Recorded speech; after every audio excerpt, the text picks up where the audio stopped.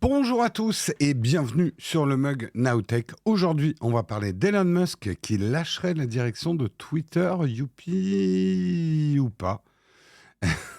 On parlera bien sûr de plein d'autres sujets tech. Nous sommes le vendredi 12 mai 2023 et on démarre tout de suite.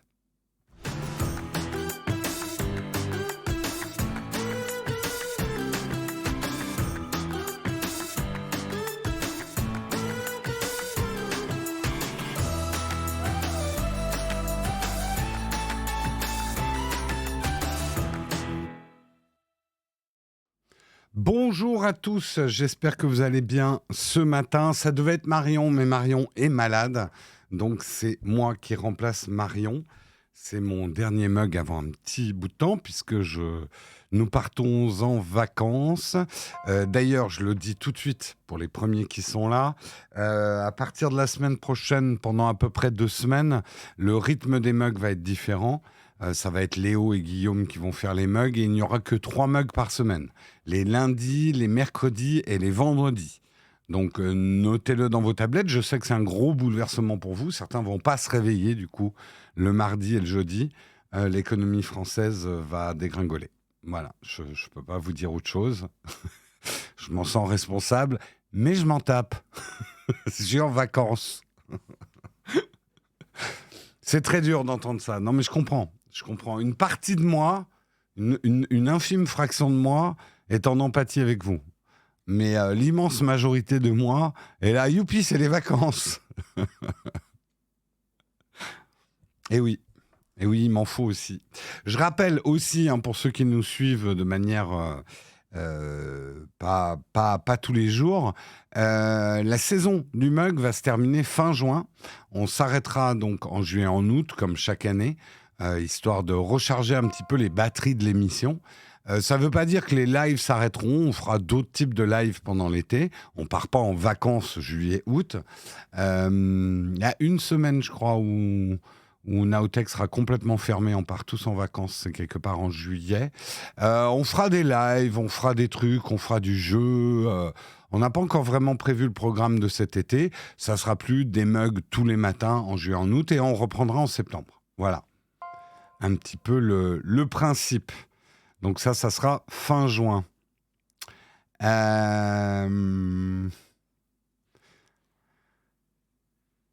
Bonjour tout le monde, un resub. Un grand merci à Jess, 36e mois d'abonnement. C'est plus de l'amour, c'est de la rage, ça fait beaucoup. C'est jamais assez, Jess.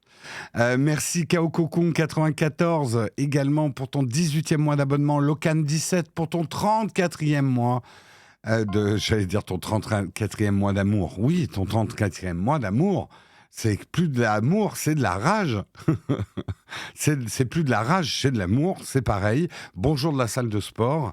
Bonne sueur à toi. Merci Gigi Goldman également pour ton prime. Merci beaucoup, merci Bartou56, il y a 19 heures, qui a fait son 26e mois d'abonnement. C'est plus de l'amour, c'est de la rage. Et merci Planetscape Sigil également pour ton 9e mois d'abonnement. Un grand merci, les contributeurs. Grand merci. Samuel te dirait, j'ai une idée pour que tu sois en vacances encore plus rapidement. Non, ça ne marchera pas. Ça ne marchera pas. En plus, je suis quelqu'un, et je pense que certains d'entre vous qui travaillent se reconnaîtront.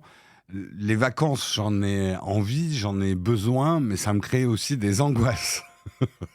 Parce que alors, les semaines avant les vacances, la semaine que je suis en train de traverser, c'est dur. Beaucoup de choses à clôturer, à finir. Et généralement, mes premiers jours de vacances, je suis quand même encore pas mal dans le boulot. Donc, merci To Love pour tes 500 bits. Le travail vient de démarrer, mais Techni Savoir, 28e mois d'abonnement. C'est plus de l'amour, c'est de la rage. Merci beaucoup. PC à apporter en déplacement. Quoi, moi ? Non, j'amène juste mon iPad, normalement en déplacement. Juste mon iPad, en vacances. Pas l'ordinateur. Quoique c'est vrai que mon petit MacBook Air, pour trier les photos, c'est pas mal. Je vais voir. Je verrai. Sur ce, on n'est pas là non plus pour parler de ça. On est là...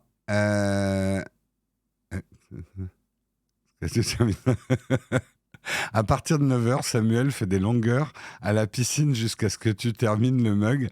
Si tu veux lui faire la misère. Ah, petit mug jusqu'à 10h30, Samuel. J'imagine trop Samuel avec un clavier étanche dans la piscine en train de faire ses longueurs. Sur ce, allez, de quoi on va parler ce matin? Il y a de la news. Elon Musk lâche les rênes de Twitter, l'action Tesla grimpe. Est-ce que c'est la fin de ces mois de misère? Va falloir voir. On parlera également d'une grosse fuite autour d'iOS 17. Eh bien, la source du leaker, Analyst 941, a été licenciée par Apple. Ils l'ont trouvé et ils l'ont plongé dans un bain... Non, ils ne l'ont pas plongé dans un bain... Enfin, on ne saura pas. Mais en tout cas, ils l'ont trouvé et ils l'ont licencié. Parce que c'est grave de faire des leaks quand on bosse chez Apple. Là, vous verrez, c'est même un peu plus compliqué. A priori, c'est quelqu'un qui a leaké des informations que lui donnait sa sœur qui travaillait chez Apple. Les deux risquent des problèmes. Nous parlerons d'AirTag. Et oui, c'est une révolution. Les AirTags sont désormais détectés par Android. Les voleurs vont adorer. Effectivement, une bonne nouvelle, ou pas, parce que du coup, les AirTags vont être de moins en moins efficaces contre le vol. Je vous expliquerai ça, mais pas contre la perte. Nous parlerons également de Disney. Disney qui perd 4 millions d'abonnés et qui va augmenter ses tarifs. Youpi. Nous parlerons également, ce sera une brève, mais Messenger ne sera plus disponible sur l'Apple Watch. Qu'est-ce qui se passe? Y a-t-il du rififi entre Meta et Apple? Eh bien, réponse, oui. Et nous terminerons en parlant du Pixel 7a que j'ai eu le plaisir et l'honneur d'avoir en main hier, puisque j'étais chez Google. Il n'y aura pas de vidéo sur la chaîne, on ne l'a pas eu en avance. On n'a eu que hier. On va en parler dans une autre vidéo, mais je voulais quand même vous en parler de ce matin. À travers l'article de Presse Citron, moi, vous livrez aussi mes premières impressions en l'ayant eu en main quelques minutes. Voilà pour les articles du jour. J'ai oublié de citer les titres de presse. Le premier article sur Elon Musk, ce sera Frandroid. Le deuxième article, c'est iPhonesoft.fr. Le troisième article sur les AirTags, ça sera Mac Forever. Le quatrième article sur Disney, c'est Mac Forever aussi. Le cinquième article, dis donc, j'ai tapé chez Mac Forever. Le cinquième article sur Messenger, ça sera Mac Forever. Et nous terminons, comme je vous l'ai dit, par un article de Presse Citron. Voilà, en tout cas, pour les news du jour. J'espère qu'elles vous vont. J'en ai pas d'autres. Et on lance tout de suite le Kawa.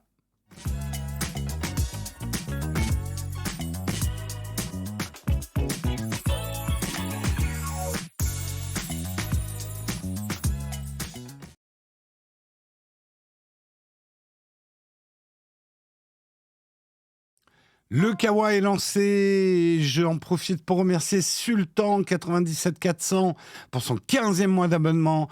Nous sommes dans le train de live niveau 3, c'est magnifique. Fizorem qui a offert 5 abonnements communautaires, grand merci à toi Fizorem. Et grand merci également à Mport 90 pour ton 7e mois d'abonnement. Merci beaucoup à vous les contributeurs du jour et les contributeurs de toujours. Voilà. Oh, quel sens de la formule. Qui a également le sens de la formule? Elon Musk, bien sûr. Le revoilou, la news du jour, la Muskerade. Elon Musk lâche les rênes de Twitter. L'action de Tesla grimpe. Dans un tweet de jeudi, Elon Musk a déclaré qu'il avait embauché une nouvelle CEO pour X/Twitter. Donc on sent bien que Twitter, déjà, il veut le transformer en X, ça paraît clair, mais il veut aussi une nouvelle CEO, et qu'elle commencera dans environ 6 semaines, donc bientôt quand même. Elon Musk, lui, a choisi de quitter le poste de CEO de Twitter et de le remplacer par un autre poste qui est président exécutif et directeur technique supervisant le produit, le logiciel et les opérations système de Twitter. Donc, il s'en va pas, il prend un autre poste, plus concentré, on va dire, sur les opérations, sur le dev et le logiciel de Twitter, pas forcément sur la direction et les affaires quotidiennes, en fait, de l'entreprise. Donc, est-ce le retour du PQ dans les chiottes de Twitter ? On verra. Même si Elon Musk ne sera bientôt plus le CEO, il reste néanmoins le propriétaire de l'entreprise. Et oui, contrairement à une erreur communément admise, un CEO n'est pas forcément la personne qui possède l'entreprise. Ça, en tout cas aux États-Unis, dans le découpage d'une entreprise aux États-Unis, en France, c'est pas pareil, mais c'est pareil, il y a une séparation entre qui sont les actionnaires, les possédants d'une entreprise, et qui la dirige, qui la fait fonctionner. Donc, il reste le plus gros actionnaire de Twitter, il reste le président, en fait, de Twitter, le propriétaire, on va dire. Donc, il aura encore beaucoup de poids politique. Je ne sais pas s'il garde le rôle de chairman. Je pense que oui. J'avoue que j'ai pas... Aux États-Unis, je sais que je vous l'explique souvent, mais peut-être que certains d'entre vous ne l'ont jamais entendu et c'est leur première fois, mais aux États-Unis, une entreprise a toujours deux têtes, un CEO et un chairman. Le chairman, c'est le président des actionnaires de l'entreprise. Le CEO, c'est le directeur général. En France, c'est un petit peu différent. On peut avoir un PDG, un président directeur général, qui est à la fois le président des actionnaires d'une entreprise et également le directeur général de l'entreprise. Mais aux États-Unis, on n'a pas le droit de cumuler les deux postes. Voilà. Est-ce qu'il reprendra ses toilettes en partant ? Oui, ça, je ne sais pas. Ouais, mais bon, concrètement, il n'aura plus la main sur quoi ? On va voir comment ça se passe. Moi, j'ai un peu peur pour cette nouvelle CEO, qu'elle arrive et qu'elle se fasse tout de suite malmener par Elon Musk. Est-ce que Elon Musk arrivera à se restreindre dans son rôle, dans sa prise de parole, dans l'avenir de Twitter ? Rien n'est moins sûr connaissant le personnage. Et il est possible que la nouvelle CEO hérite d'abord d'un champ de bataille et qu'elle ait très très peu de pouvoir, notamment en termes de communication. J'espère qu'on aura affaire à quelqu'un qui a de la poigne et qui saura fermer un peu le clapet d'Elon Musk. C'est pas facile de fermer le clapet d'Elon Musk. Hein. On verra. En tout cas, rappelons qu'au cours d'une seule année, Twitter a subi de nombreux changements. Tu m'étonnes. À présent, les comptes Blue dominent, Elon Musk ayant mené son projet à terme en l'accordant une visibilité accrue. Cependant, ce qui était censé sauver Twitter semble plutôt précipiter sa chute.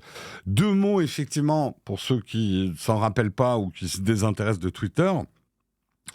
Le gros problème, enfin ce qui se passe aujourd'hui avec Twitter, avec cette histoire des comptes certifiés, c'est que autrefois, il y avait un problème avec les comptes certifiés. On ne savait pas bien pourquoi et comment ils avaient été certifiés.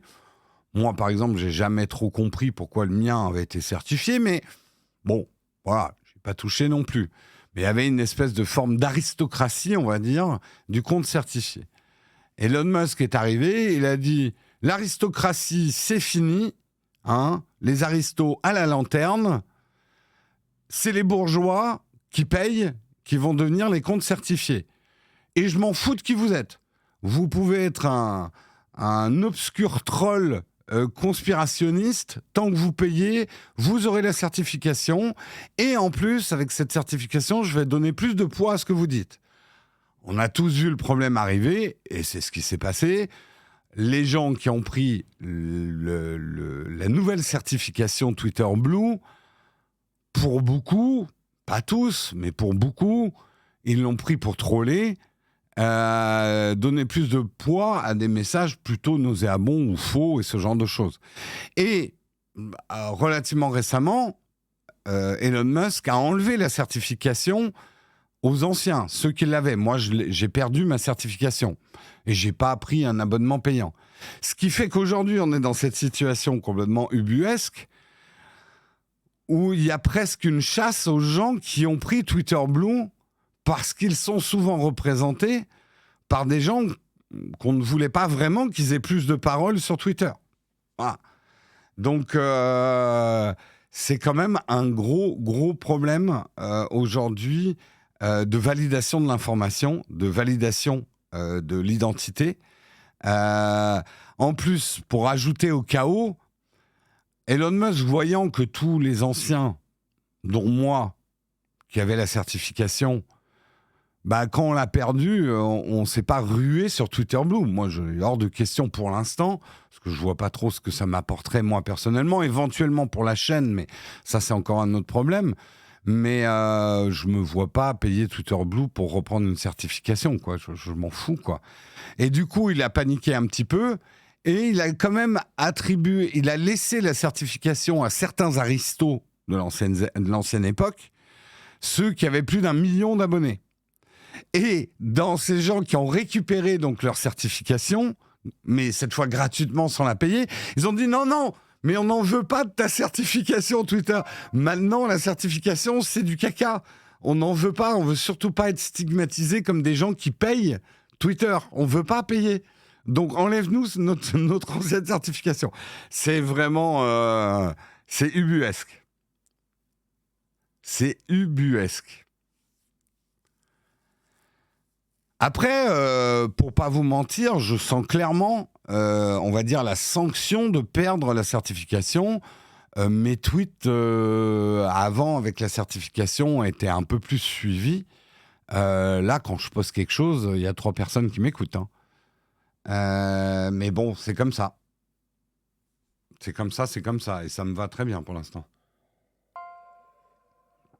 On verra. Encore une fois, il faut garder les chakras ouverts. Peut-être que la nouvelle CEO prendra des bonnes décisions et ça va remettre Twitter sur les rails. J'en sais rien. On ne peut pas prévoir. On ne pouvait pas non plus prévoir que Twitter en serait là 1 an après. Donc on verra bien. En tout cas, la bourse a plutôt bien réagi, notamment au niveau des autres entreprises. Parce que là, il y a quand même un très gros problème que se posent les investisseurs et la bourse. Comment Elon Musk peut, de manière, on va dire, légitime, diriger autant de sociétés efficacement ? Tesla, SpaceX, Neuralink, Boring Company, etc., etc. J'ai pas envie de voir la tronche de son planning.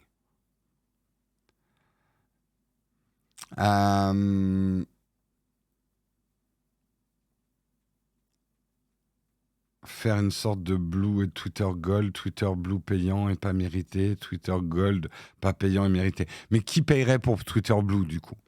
En fait, tout le problème, il est là. Je sais pas si vous avez vu justement l'échange de tweets que j'ai eu avec Nota Bene sur le sujet, et c'est pas un hasard si je parle d'aristocratie. Et il y a une forme d'aristocratie d'empire. Vous savez, quand Napoléon est arrivé au pouvoir, il a compris assez rapidement que d'avoir enlevé toute l'aristocratie, les titres de noblesse, c'est peut-être un peu... Donc, il a créé une nouvelle noblesse, qu'on appelle une noblesse d'empire, et il a donné des particules, en fait, à ses généraux et à des bourgeois plus méritants. C'était un peu une particule qu'on pouvait acheter aussi. Et ce qui a donné une situation relativement unique d'un point de vue aristocratique en France, c'est que vous avez de la noblesse d'empire. Il y a des gens en France qui ont une particule, mais c'est une particule qu'ils ont obtenue relativement tard, sous l'Empire, et pas du tout sous le roi. Voilà. Bien, quand en gros vous donnez un titre, une reconnaissance à quelqu'un, ce qui était un peu la certification Twitter, c'est très risqué ce qu'il a fait de dire maintenant vous pouvez vous la payer. Parce que du coup, ceux qui la méritaient, entre guillemets, ou pas d'ailleurs, c'était le problème, autrefois, vont pas systématiquement payer pour la garder. Enfin bon, ça a créé un chaos pas possible, quoi. Oui, d'ailleurs, la noblesse d'empire est plutôt méprisée par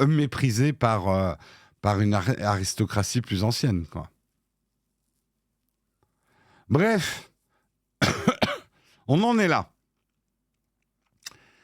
On en est là, il a bien foutu le caca. Est-ce que Twitter est sauvable ?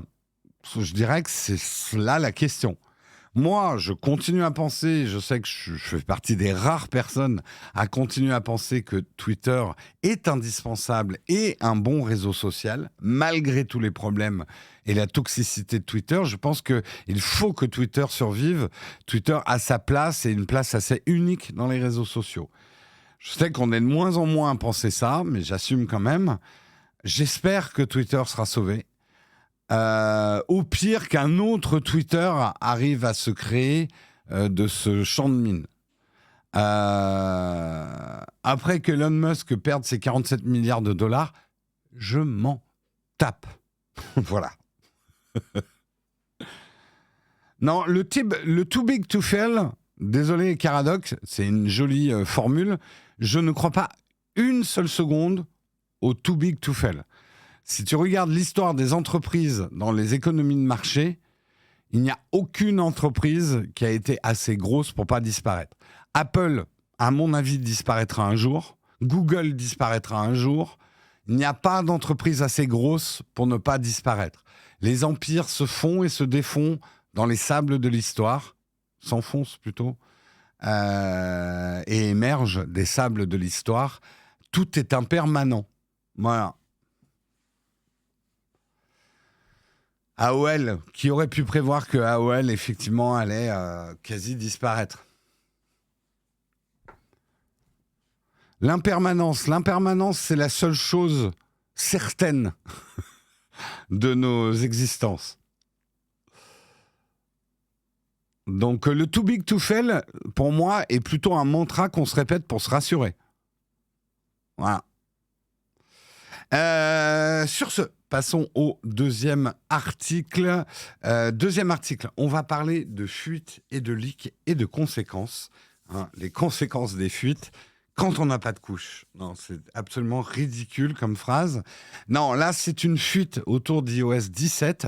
La source du leaker Analyst 941 a été licenciée par Apple. Quand une fuite a lieu sur un produit Apple ou une mise à jour logicielle, qui ne sont pas encore disponibles, la firme de Cupertino ouvre une enquête en interne afin de connaître l'identité de la personne qui est à l'origine de la fuite et qui fait le buzz sur Internet. Et ça a été le cas justement de cette fameuse nouvelle source qui s'appelait Analyst 941. Ce leaker a beaucoup fait parler de lui pendant plusieurs mois sur Twitter. Il a mentionné des détails très précis sur iOS 17 et surtout sur la sortie de Final Cut Pro sur iPad, que je vous ai annoncé il y a 2 jours, qui maintenant est officiel, mais il y avait des rumeurs sérieuses. Et les nouveautés à venir sur les iPhone 15. Ces informations venaient sans surprise d'une personne très proche des projets en interne chez Apple. Une enquête a eu lieu et la source d'Analyst 941 a été convoquée et licenciée par Apple pour avoir partagé des informations secrètes avec une personne qui n'était pas autorisée à accéder à ces détails confidentiels. Analyst 941 a fermé son compte Twitter et il a publié un message sur le forum de nos confrères MacRumors où il a écrit « Ceci est mon dernier message. Je ne serai plus là, mais vous méritez un adieu digne de ce nom. Je ne veux pas donner trop de détails pour l'instant en raison de la légalité des choses. Mais un coup monté en plusieurs étapes a fait que ma sœur a été licenciée d'Apple et malheureusement, je crains qu'une action en justice ne soit ensuite intentée contre nous deux séparément. Je n'arrive pas à croire que j'ai fait ça. Je suis vraiment désolé pour ma sœur. Et Apple dans son ensemble, je ne sais pas quoi dire d'autre. Je sais qu'elle est détruite, elle me déteste aussi en ce moment, comme si je ne savais même plus que j'ai une sœur. Donc, c'est un petit peu tragique quand même comme histoire. Manifestement, de ce qu'on comprend, c'est sa sœur qui travaillait chez Apple. Sa sœur, comme n'importe quel ingénieur d'Apple, devait avoir accès à un certain nombre d'informations qu'elle partageait. Peut-être en prenant l'apéro avec son frère, mais probablement lui ayant dit « Je te fais confiance ». Répète absolument pas ces infos-là, parce que c'est mon job qui est en... Enfin, je risque de perdre mon job. Et le problème, c'est qu'a priori, le leaker, Analyst 941, il faut comprendre pourquoi. Ça ne le dédouane pas. Ce qu'il a fait à sa sœur est complètement dégueulasse. Mais la tentation est énorme. Parce que quand vous avez accès à des informations d'Apple, certifiées, en interne, ça vaut beaucoup d'argent et surtout, ça vaut beaucoup de notoriété. En quelques mois, il est devenu un compte Twitter extrêmement suivi, commenté. Ça lui a donné une aura de liqueur. Et après, on ne rentrera pas dans le détail, mais probablement qu'on a dû lui offrir beaucoup d'argent pour avoir les infos.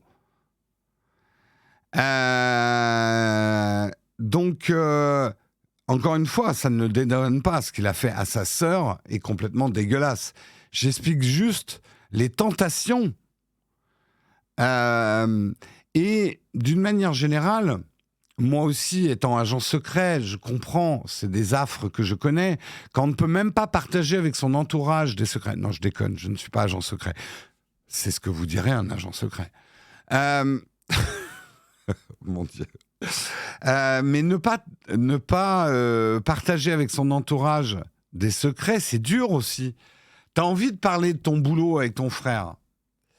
Et c'est là aussi on s'aperçoit que l'espionnage d'entreprise est un véritable espionnage. Dans le cas d'Apple, c'est extrêmement grave. C'est une base... Enfin, la base d'Apple, c'est la culture du secret. Sûr qu'il se fait de l'argent, j'espère que c'était pas juste pour des Internet Point. Bah, en gros, quoi, on l'a su il y a quelques années, combien avait payé, je me souviens plus de la somme, mais combien un site Internet avait payé pour mettre la main sur un prototype d'iPhone. Pourquoi ?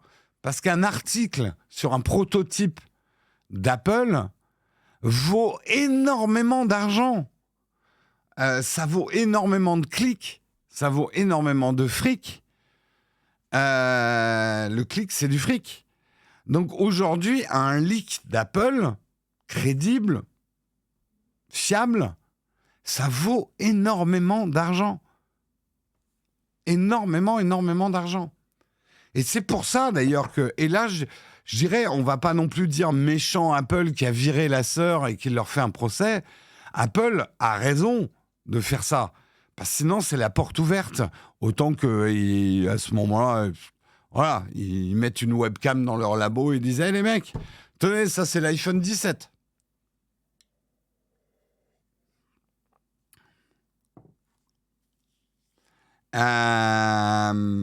Donc, on ne peut pas non plus blâmer Apple de faire un procès et d'avoir viré. C'est grave. Quand vous êtes dans une entreprise, vous voyez, Guillaume, chaque fois qu'il leak une vidéo, moi, je lui colle un procès.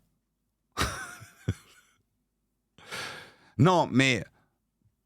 Est-ce que nous, on a... Oui, on a, entre guillemets, des secrets industriels aussi, comme n'importe quelle entreprise. On a des trucs secrets. Et il y a des trucs, ça me ferait chier que ça fuite. Bien évidemment, comme une entreprise, c'est comme une personne privée. Elle a droit à sa vie privée aussi, une entreprise. Elle n'a pas à rendre ses comptes publics, sauf sur demande de l'État, par des services assermentés à le faire.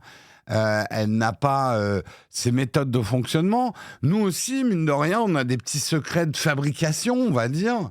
On n'a pas envie qu'ils soient partout, quoi.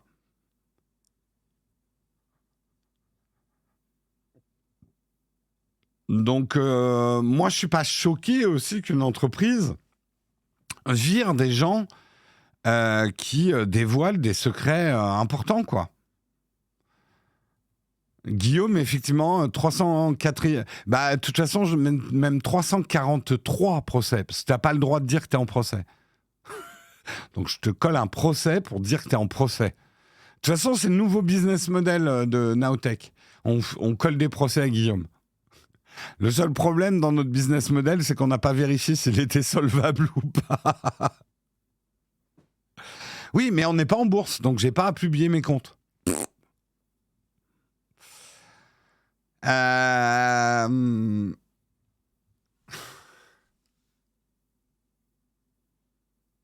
Non, mais clairement, dans votre contrat, quand vous avez, et normalement, une partie de votre contrat, c'est des clauses de confidentialité. Il faudrait que je vérifie les contrats qu'on fait signer. Mais normalement, il y a des clauses de confidentialité, mais de toute façon, qui sont induites. Vous avez un devoir de réserve par rapport à ce que fait votre entreprise vis-à-vis de la concurrence, en fait.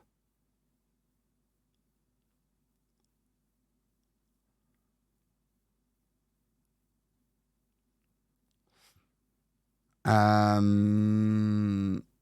France, les sociétés commerciales ne sont pas obligées de déposer leur compte au tribunal de commerce, même hors bourse. Alors, tout dépend ce que tu entends par course. Oui, il y a des chiffres des entreprises, genre le chiffre d'affaires, il est public, si je ne me trompe pas. Tu peux aussi choisir de ne pas le publier. Là, honnêtement, je demanderai à mon expert comptable. Mais non, on n'a aucune obligation en tant qu'entreprise à livrer les revenus et les comptes exacts de l'entreprise. Hein. En tout cas, de manière publique, oui. Après, il y a certains organismes à qui on doit transmettre nos comptes. Mais ça fait partie de la vie privée d'une entreprise, sauf effectivement si elle est publique, si elle est en bourse. Mais la vie privée d'une entreprise, c'est important. Pourquoi c'est important? C'est pas pour dissimuler notre yacht à Malte. Hein. Mais c'est important vis-à-vis de la concurrence. Je vous donne juste un exemple.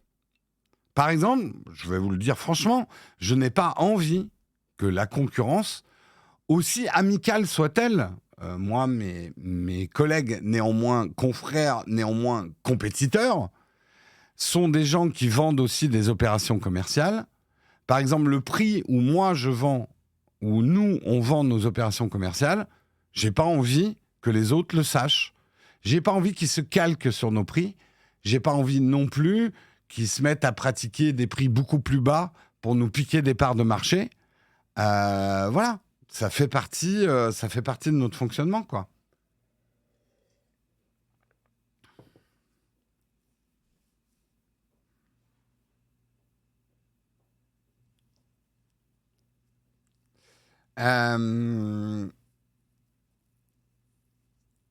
Les comptes des boîtes peuvent être consultés en allant en greffe de commerce.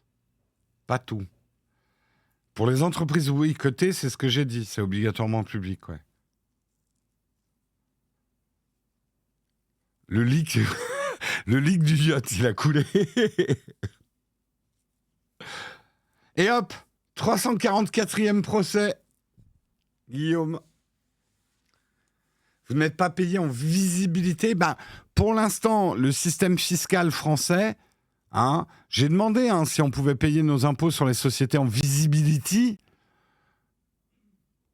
Je te laisse deviner la réponse du Trésor public. Ah ça, le procès qu'on va vous coller au cul et l'amende, elle va être visible, hein, la visibility, hein, monsieur. Ce serait drôle si on pouvait payer nos impôts en visibilité.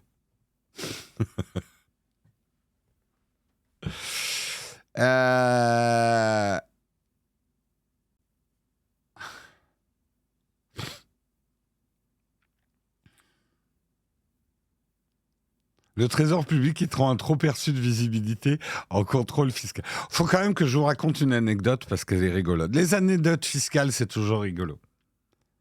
Et ceux qui ont une entreprise vont tout à fait comprendre ce que je vais raconter. On nous prenait trop d'argent. Eh oui, on nous a pris trop d'argent. Ça arrive tout le temps, ça. Donc en ce moment, on se fait rembourser de l'argent par le fisc. Et ils ont décidé, alors ils nous avaient pris tout l'argent d'un coup, mais ils ont décidé de nous le rembourser par petits bouts. Vous savez combien ils nous rendent par mois en ce moment?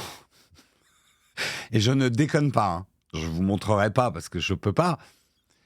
En ce moment, le Trésor public français rembourse à mon entreprise 666 € par mois. Je ne déconne pas. 666 € par mois. Je vous jure que c'est pas une blague. Je vous jure que c'est pas une blague. Ils l'ont mauvaise, hein. Ils l'ont mauvaise de nous rembourser, hein, quand même. Hein.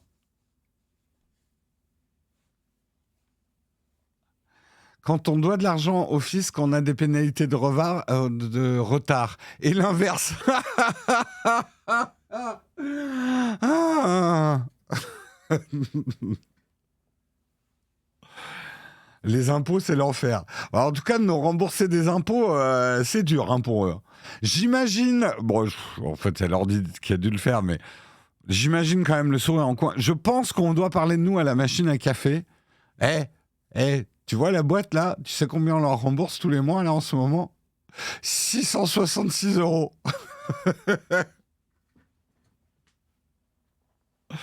Aïe, aïe, aïe.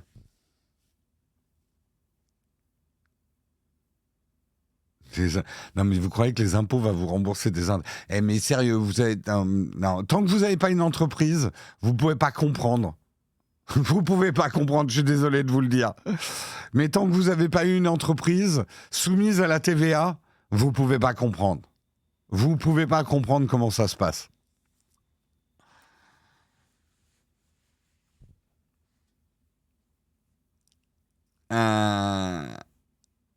Et c'est très très courant qu'on vous prenne trop d'impôts et qu'on vous en rende après.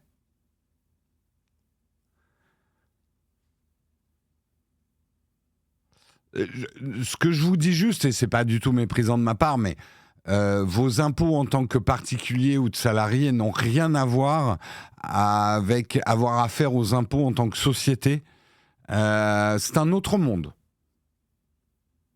Et si vous croyez que c'est chiant les impôts en tant que particulier, ne montez jamais une entreprise.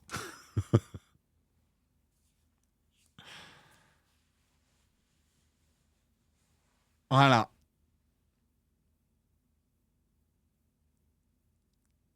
Ça dépend sur quel type d'entreprise. Oui, tout à fait, bien évidemment. Sur ce, continuons quand même sur cette histoire. Je ne sais pas pourquoi on en est arrivé dans les graviers de la fiscalité. Mais ouais, cette histoire est à la fois tragique. En tout cas, je pense que après, peut-être que sa sœur était dans le coup quand même. J'en sais rien. On ne sait jamais. Mais en gros, voilà, faites gaffe avec les secrets d'entreprise. Et on ne peut pas blâmer Apple de faire la chasse. Alors, juste quand même, parce que c'est ça qui est important. Comment sa sœur, en fait, comment Apple a su que c'était sa sœur qui faisait les leaks? Comme beaucoup d'entreprises, Apple fait appel à un système de date pour trouver les taupes, en fait. En fait, la date ne va pas être la même pour tous. Quand vous travaillez, par exemple, on va prendre l'exemple concret, la sortie de Final Cut Pro sur iPad. Apple va faire ce qu'on appelle du contre-espionnage. Donc, Apple sait très bien qu'ils ne peuvent pas cacher le fait qu'ils sont en train de travailler sur Final Cut Pro pour iPad. Mais par contre, selon les différents groupes d'ingénieurs et les différentes personnes, ils vont distiller des dates différentes de sortie ou une date ou une info qui change selon la personne à qui ils la donnent. Ce qui peut permettre d'avoir effectivement une traçabilité de la source de l'information si jamais la source leak. Et là, ce qui s'est passé, c'est exactement ça. Par exemple, ils avaient donné le lancement le 3 mai ou le 10 mai, et la sœur avait une date, et c'est cette date qu'a récupéré son frère et qui l'a fait leaker. Et ça a permis à Apple de savoir d'où ça venait, ou en tout cas déjà de restreindre l'enquête sur un petit groupe d'ingénieurs à qui ils avaient filé cette date-là. Voilà. Et ça se pratique depuis toujours. De toute façon, l'espionnage industriel, ça remonte à la domestication du feu. Bingo, Olek. Le premier homme des cavernes qui a fait sur un bâton, tchac, tchac, tchac, tchac, avec un silex, il y avait un mec qui regardait au-dessus de son épaule en faisant et qui lui a piqué l'idée. Je vous ai voilà. Je vous ai fait en pièce de théâtre le premier espionnage industriel. Et ben depuis que l'espionnage industriel existe, le contre-espionnage industriel existe. Parce que moi, je me souviens même de mon père me racontant des histoires de contre-espionnage industriel dans son entreprise. Mais revenons à l'exemple de l'homme qui domestiquait le feu avec son bâton. Il a fait... Il a vu que l'autre était en train de lui piquer son brevet. Du coup, il a rajouté une manœuvre, genre, il faut cracher en même temps à côté, sinon ça marche pas. Et comme ça, il a su, dans la tribu, qui lui avait piqué le secret. Ça, c'est très mal terminé. Un bain de sang.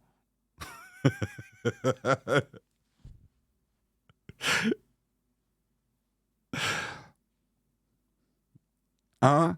Il n'aurait pas fait mieux de mettre un AirTag sur son feu, histoire de ne pas se le faire piquer. Toi, tu essayes de me faire transitionner vers l'article suivant. Le caca de singe. Ah, c'est une autre opération.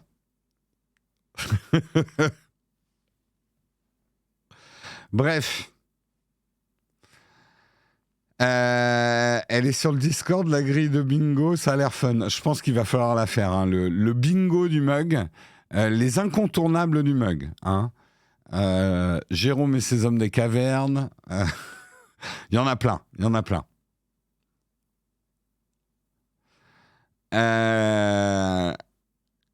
Tout ça pour dire, Guillaume, il faut que tu arrêtes de liker. Voilà. Sans vouloir en remettre une couche.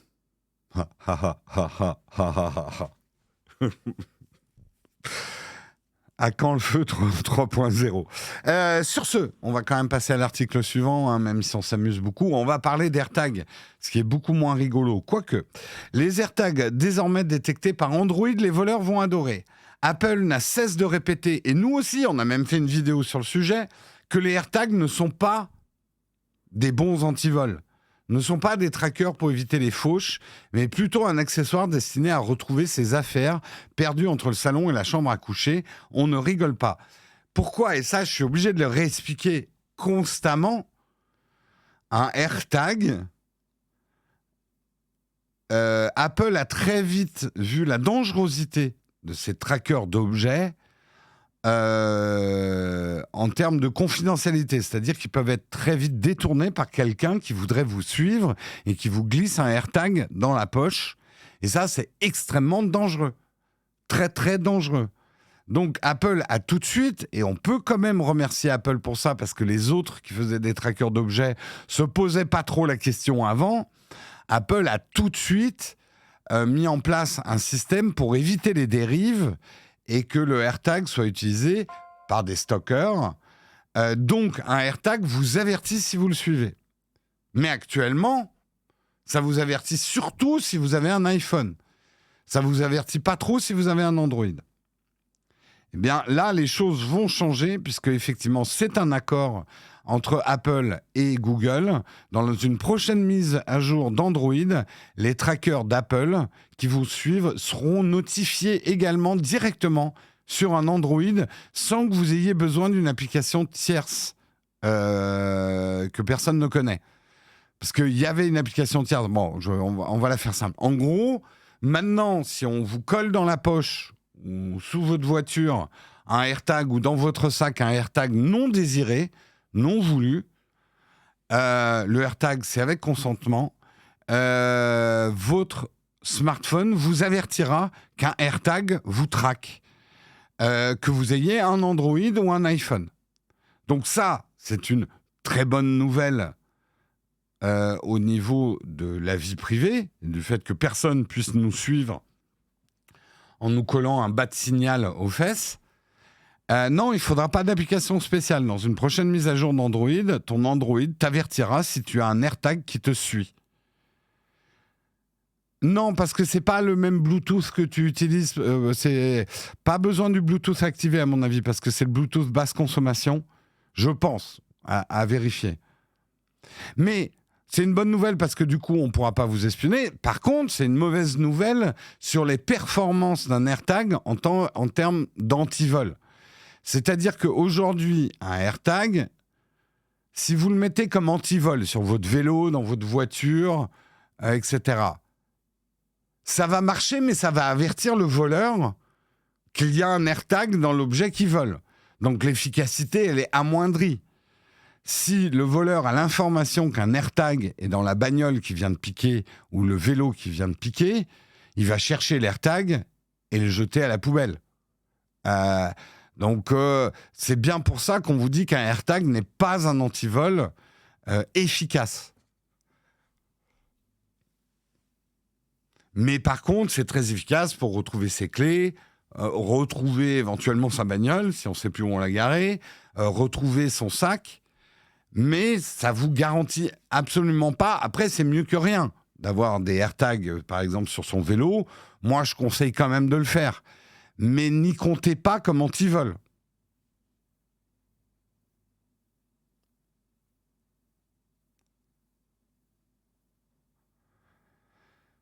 Les voleurs qui ont pris ma trottinette, ils ont détecté l'AirTag quand ils sont arrivés aux 4 chemins.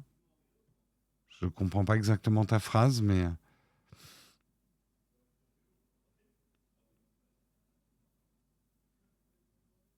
Alors, effectivement, les mauvaises langues, et comme c'est pénible cet identifiant, nous dit « Oui, enfin, ça marchera sur les Android qui accepteront le prochain Android.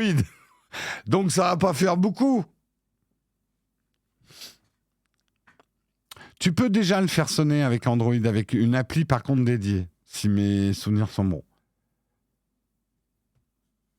Mais pour le coup, on verra. Mais on fera peut-être une vidéo de réactualisation des AirTags quand ça sera implémenté dans Android pour réexpliquer les choses. Ouais. Ah, t'as suivi ta trottinette volée jusqu'aux 4 chemins Aubervilliers. Oui, mais si tu nous mets pas... Nous, on connaît pas 4 chemins à Aubervilliers. Oui, oui, au bout d'un moment, ils sont avertis qu'il y a un AirTag qui les traque. Moi, par exemple, alors, en fait, Apple a quand même mis... On ne sait pas au bout de combien de temps ça sonne. Et Apple, je pense qu'il a mis un algorithme qui s'appelle Random et qui fait sonner ton smartphone au bout d'un moment. Mais on ne sait pas exactement lequel. Du coup, je connais des gens, dont moi... Moi, par exemple, sur mon vélo, j'ai mis 2 AirTags. Il y en a un qui est très facile à trouver, il y en a un autre qui n'est pas facile à trouver. Voilà. L'idée, je sais bien qu'ils vont les chercher, parce que ça va sonner si jamais on me pique mon vélo. L'idée, c'est de les ralentir. C'est pas forcément d'avoir un vrai antivol, en fait.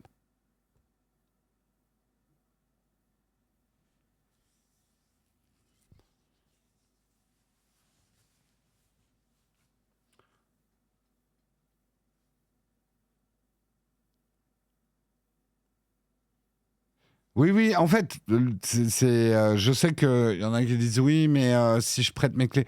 En fait, c'est une question de qui est le propriétaire de l'AirTag. Si vous n'êtes pas le propriétaire, ça sonne. Ce qui fait, et en fait, c'est ça qu'il faut que vous compreniez. Si effectivement je file mes clés, par exemple, à Guillaume, et qu'il s'en va avec mes clés, oui, il va recevoir une notification qu'il est suivi par mon AirTag, alors que je ne suis pas à côté de lui. Mais si je me balade avec lui et que je lui ai filé mes clés, vu que mon iPhone n'est pas loin, ça ne l'avertira pas.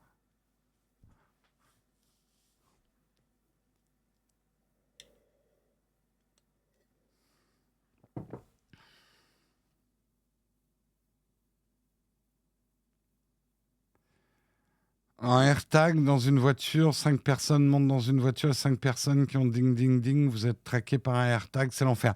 Ils ont prévu pas mal de cas, notamment par exemple dans les transports publics et ce genre de choses.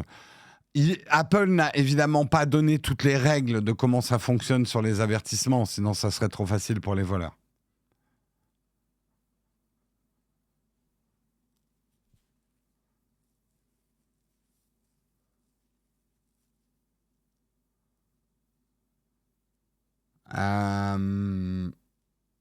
Et du coup, il faut mettre l'AirTag et l'iPhone 14.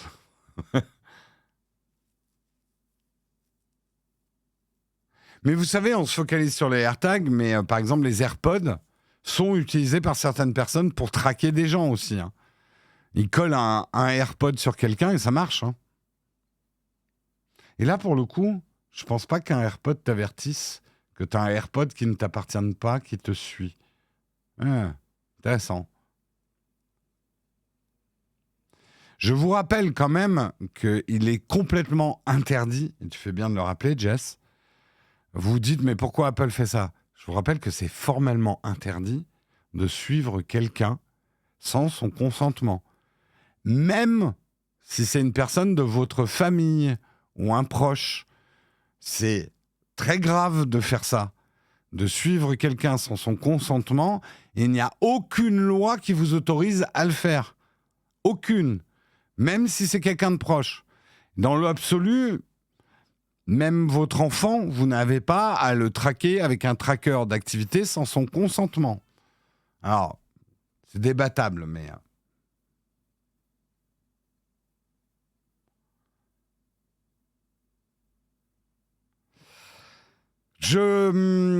Franchement, là, je suis pas juriste. Je sais pas pour ton enfant de 5 ans, si tu lui mets un AirTag, est-ce qu'on peut considérer... Je comprends aussi pourquoi on voudrait le faire. Honnêtement, là, je m'y connais pas.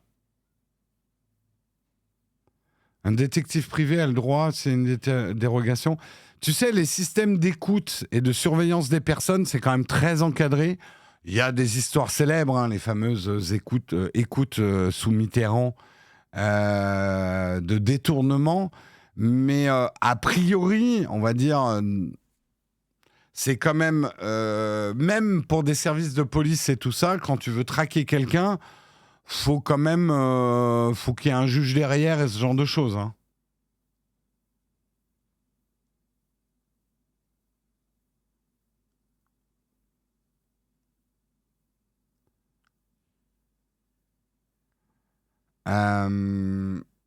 J'en ai mis une sur mon chien, il n'a pas encore déposé plainte.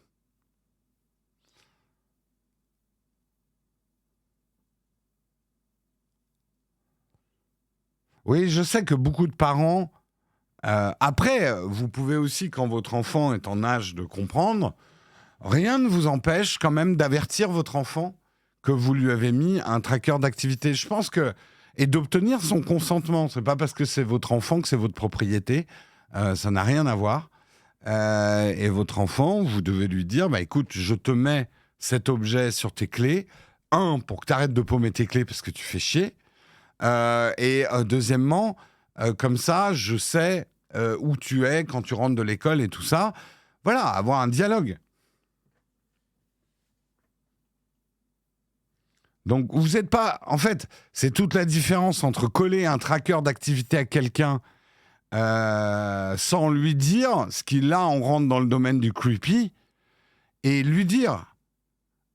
Je vous donne un exemple. Marion et moi, on a activé le localisé de l'un et de l'autre parce que ça nous a rendu des services, mais on est au courant. Moi, je sais que Marion peut localiser où je suis et moi, je peux localiser où elle est. Mais on a fait ça d'un commun accord.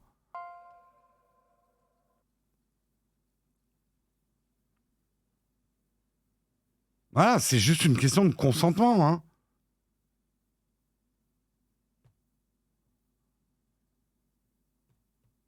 Tu fais comment quand tu vas chez ta maîtresse? Eh ben, j'en ai pas. Et elle est où? Non, genre, je vais vous dire, dans un live public, la localisation, vous voulez aussi les coordonnées GPS de Marion, là? Vous êtes sérieux, là?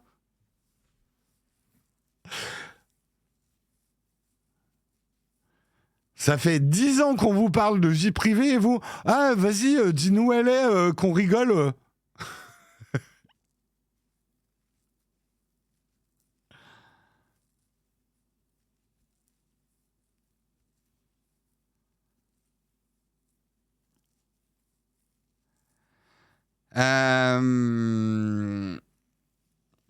Pour la maîtresse, il suffit de changer d'iPhone, c'est simple, mon Dieu. Heureusement, l'être humain aura toujours des idées, hein, pour contourner les règles.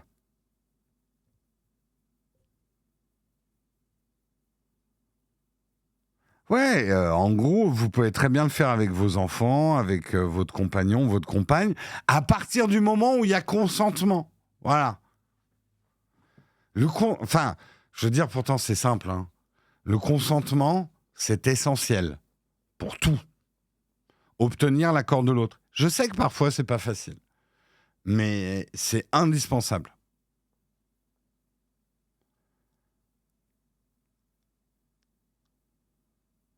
Et effectivement, moi, je sais que par respect pour Marion, et puis, c'est pas évident, on le met pas tout le temps, d'ailleurs, le localiser. En fait, on s'avertit. Moi, par exemple, quand je veux regarder où est Marion, parce que, je vous donne, c'est un exemple tout con. Moi, j'aime bien préparer le dîner quand Marion, elle est en train de rentrer de son travail.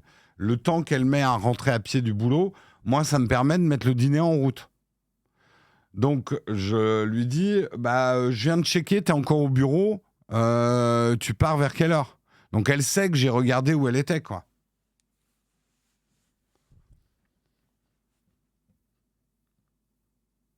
Comme ça, on a le dîner direct quand elle arrive. Et ça, c'est top.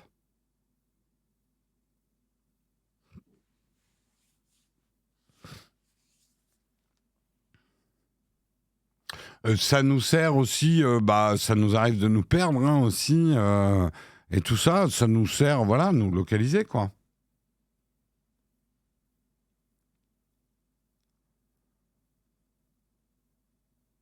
Mais très honnêtement, on l'utilise hyper rarement. Même, je peux vous dire, pendant plusieurs mois, Marion l'avait désactivé. Enfin, elle l'avait pas activé, je m'en suis même pas rendu compte.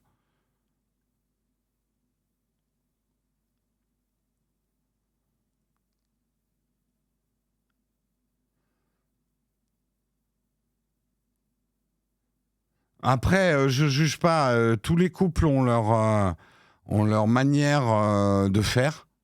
Si vous, c'est pas un truc que vous vous sentez de faire dans votre couple, c'est pas moi qui vais vous dire que c'est une preuve de confiance ou quoi que ce soit. Mais ne jugez pas les autres couples et on ne vous jugera pas. Chaque couple a ses propres constructions, ses propres règles. Il n'y a pas un savoir universel sur comment fonctionne un couple et comment ça doit fonctionner. Voilà. Est-ce que ça marche dans Among Us? Ouais.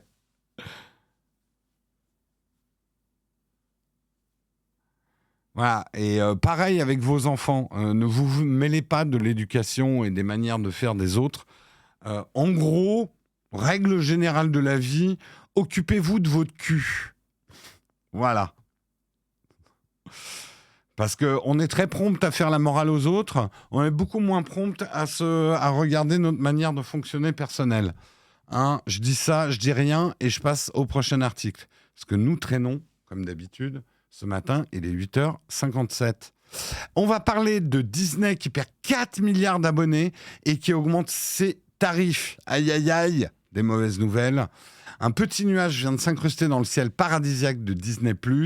En effet, la croissance du service de streaming, doté du plus gros catalogue, vient d'avoir une nouvelle crise de hockey, perdant 4 millions d'abonnés sur le premier trimestre de l'année 2023.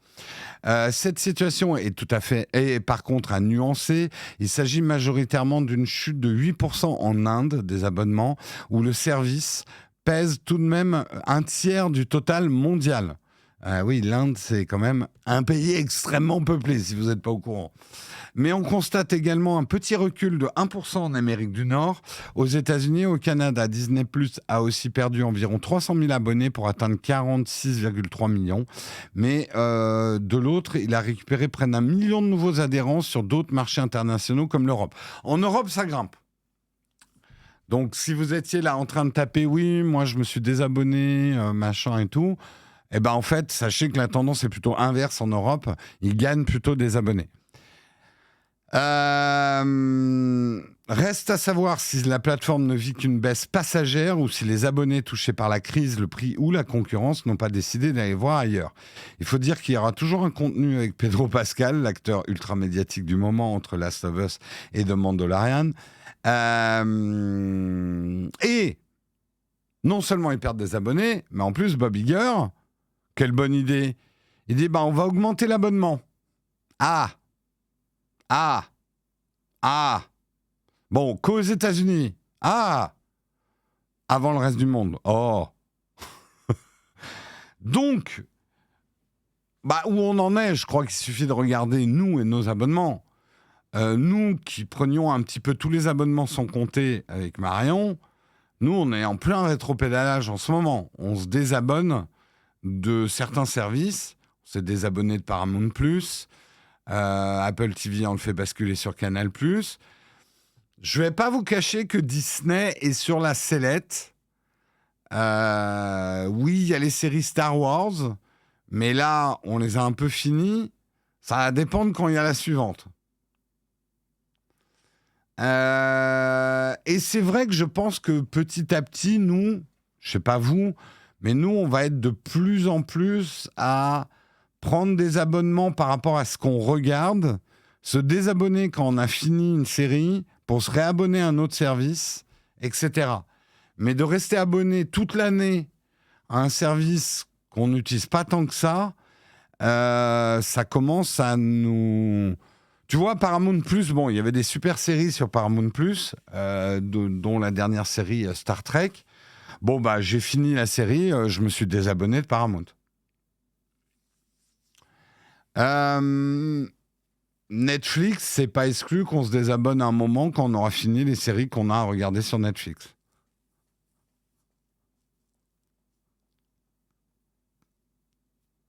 De toute façon, alors moi, je vous donne mon pronostic.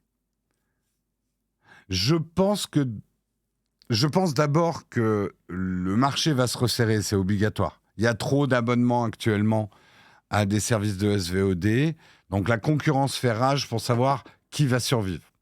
Je pense que grand maximum survivront, on va dire le haut du panier, ça sera peut-être 3 services. On le voit, hein, les rapprochements Apple TV, Canal+, il va y avoir des rapprochements. Deuxième phénomène, en fait, ils vont se vendre leur catalogue. Pas les exclus, c'est-à-dire que The Last of Us sera en exclu probablement sur telle plateforme pendant 6 mois. Mando sera en exclu sur Disney pendant 1 an. Mais vous pourrez le retrouver, à mon avis, hein, c'est mon pronostic, vous pourrez le retrouver sur Netflix 1 an après. En gros, ils vont se vendre leur contenu. Donc, vous pourrez rester abonné à votre service favori et à peu près tout regarder, parfois avec du délai. En gros, ça va se rapprocher un petit peu du jeu vidéo. Alors, je sais que dans le jeu vidéo, il y a certaines exclus qui restent des exclus toute leur vie. Hein. On va dire, ça ressemblera peut-être aux jeux vidéo hors Nintendo et d'autres grosses licences qui sont exclusives à une console ou à un système. Mais pour le reste des jeux vidéo, ce qui se passe souvent quand même, c'est qu'un jeu va sortir avec une exclue de plusieurs mois sur une plateforme et ensuite sortir sur les autres plateformes. Oui, je pense que les plateformes, elles ne s'abaisseraient pas à faire ça. C'est qu'il y a beaucoup de fric à se faire à faire ça, à se revendre. Vous imaginez alors, juste, je vous laisse imaginer. Combien Netflix serait prêt à payer pour récupérer les séries Star Wars, ouais, même Andorre, combien Netflix serait prêt à payer pour récupérer les séries Star Wars, même 2 à 3 ans après? Vous imaginez, et d'ailleurs peut-être pendant une durée limitée, hein, mais vous imaginez combien Netflix est prêt à donner comme argent pour faire ça? Disney, ils savent compter, hein. L'idée d'une exclue, c'est pas de dire nanana, nous on a Star Wars et toi tu l'as pas. L'idée, c'est de se faire du pognon. Donc, si Netflix est prêt à aligner beaucoup d'argent pour obtenir les séries Marvel et Star Wars au bout de 3-4 ans d'exclus sur Disney, ça se fera. Mais c'est très bien, Andorre. C'est dur de ne pas s'endormir quand on regarde Andorre. Mais non, en fait, Andorre, j'ai aimé. Mais j'ai souvent dû re-regarder les épisodes. Non, elle est hyper intéressante, hein, la série Andorre. Non, je critique pas Andorre. Mais c'est pas une série Star Wars à pas regarder un soir fatigué. Hein.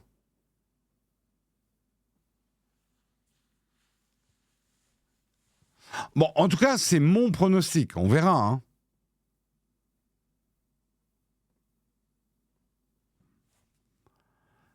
Ah oui, on dort pendant on dort. Non, mais c'est une série très différente de Star Wars. Andor. Et ça a le mérite d'avoir. Moi, sincèrement, j'ai bien aimé. Là, je l'ai enfin fini. J'ai vraiment bien aimé. Mais vous allez plus regarder une série d'art et d'essai politique qu'une série Star Wars quand vous regardez Andor. Voilà.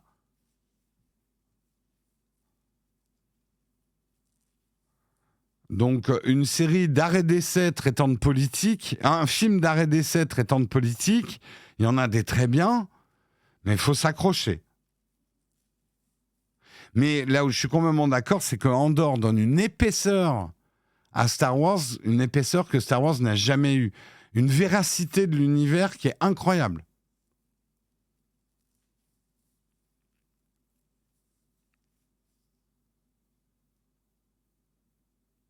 Mais c'est clair que c'est pas du Star Wars piou piou, je suis ton père. Hein.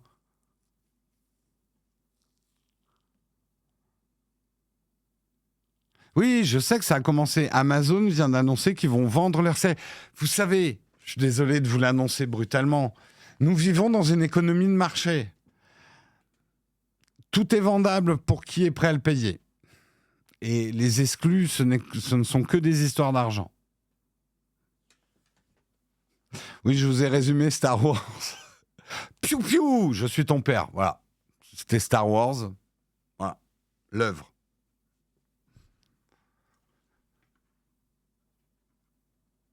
Quoi? On vit dans une économie de marché, mais on m'a pas prévenu. Ils vont vendre quoi? Ils vont vendre. Amazon va vendre ses séries exclusives. Last of Us, c'est une exclue Amazon. Vous allez la retrouver dans 2 ans sur Netflix. Voilà.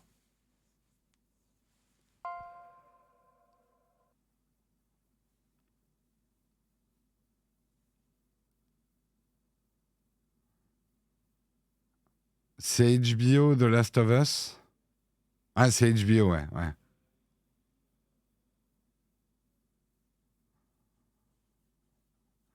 Merci, faut-il pas, pour ton 20e mois d'abonnement. Merci, Olive Acréalis, pour ton 25e mois d'abonnement. C'est plus de l'amour, c'est de la rage. Merci, Fanny Schneider, pour ton 9e mois d'abonnement. Merci, Tech Wheels, pour ton 15e mois d'abonnement. Merci, Walex Prod, qui a offert un abonnement à Guillaume Slash, magnifique. Merci Philrine 510 pour ton 16e mois d'abonnement. Merci Cybersimple pour ton 29e mois d'abonnement. C'est plus de l'amour, c'est de la rage. Merci Isa33 pour ton 11e mois d'abonnement. Merci chez Bayou pour ton 31e mois d'abonnement. C'est plus de l'amour, c'est de la rage. Merci Atragis pour ton 17e mois d'abonnement. Ah non, c'est pas fini. Merci New Golgot pour ton 29e mois d'abonnement. C'est plus de l'amour, c'est de la rage. Merci. Et merci Sultan 97 400 que j'ai déjà remercié. Mais pour son 15e mois d'abonnement, merci beaucoup à vous les contributeurs. Vous nous aidez beaucoup en ce moment. Contributeurs, we need you. Il me manque plus que le chapeau et la longue barbe. We need you. Non, en vrai, comme tout le monde, hein, c'est la crise. Donc je sais en gros que c'est pas facile pour les contributeurs en ce moment, d'où le remerciement pour la contribution. Et je peux pas vous cacher que ça nous aide beaucoup en ce moment. Nous aussi, c'est la crise. Voilà. On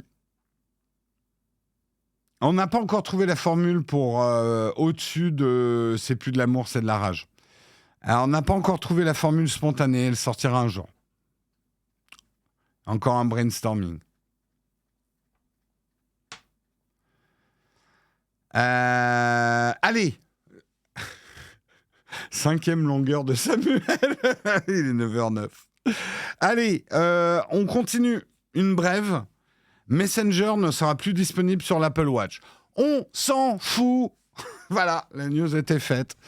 Qui utilisait Messenger sur son Apple Watch? Pas moi, donc je m'en tape. Non.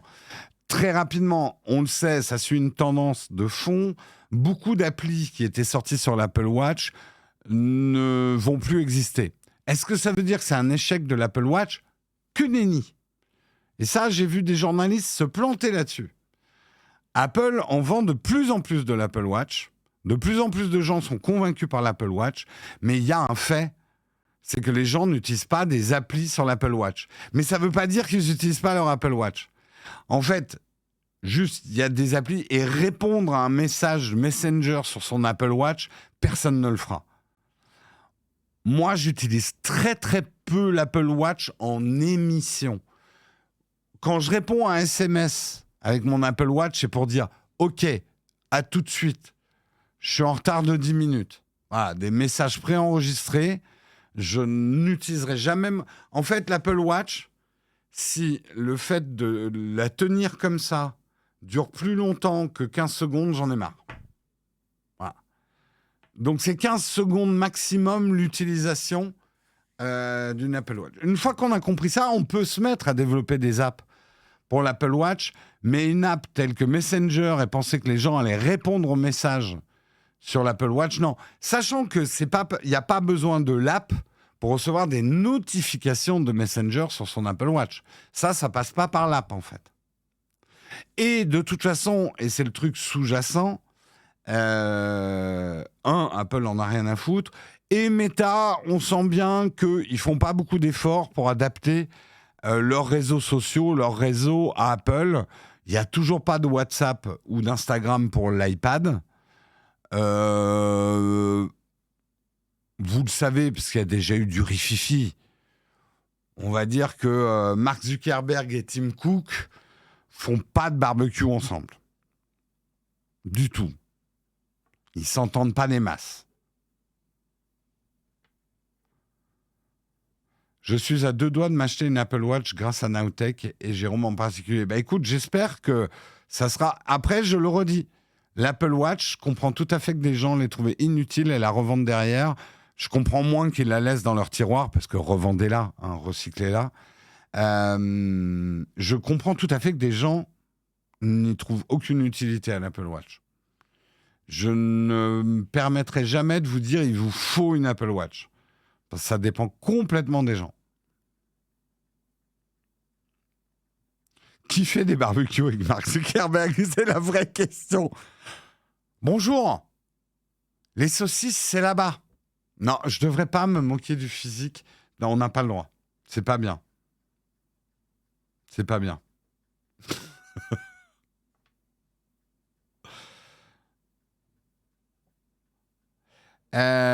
C'est des philosophies d'entreprise totalement opposées. Non, puis clairement, attends, c'est Tim Cook qui a commencé. Je veux dire, il a dit Facebook, avec vos pubs et votre tracking, la vie privée, voilà, c'était un secret qu'on n'avait pas trop envie qu'il se sache chez Facebook. On n'avait pas envie... En fait, chez Google et chez Facebook, ça leur allait très bien qu'on parle pas trop de ça. Et Apple est arrivé en disant « Hé les gars, hein, ce que vous faites, c'est pas bien, nous on le fait pas, là, on est des chevaliers blancs. » Ce qui n'est pas génial non plus, hein, on pourrait en discuter longuement. Hein. Mais comment dire qu'il s'apprécie plus trop depuis.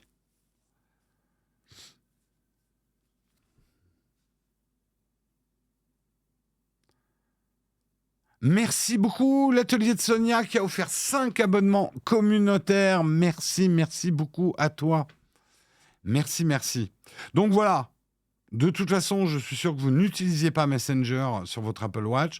Déjà, qui utilise encore Messenger? Pas moi. En tout cas, avec le Mark Zuckerberg qu'on a vu... Non, mais je ne critique pas... moi, je sais juste que c'est vrai que je n'ouvre absolument... Je sais que j'ai des messages. Hein, le pire, c'est que je sais que j'ai des messages dessus. Facebook, Messenger, je sais que des gens m'écrivent là-dessus. Je n'ose plus ouvrir, en fait.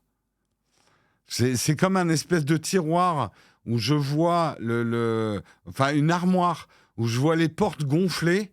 J'entends des bruits bizarres dedans. Hors de question que je l'ouvre. Trop peur de l'ouvrir. Merci beaucoup, ACIP Digital, 10 abonnements communautaires. Ça régale ce matin, ça régale. Merci.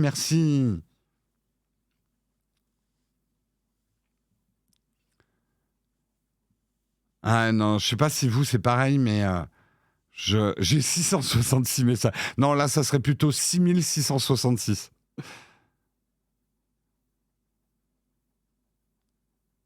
Perso, ma première Apple Watch, je trouvais qu'elle me servait à rien, mais je l'adorerais.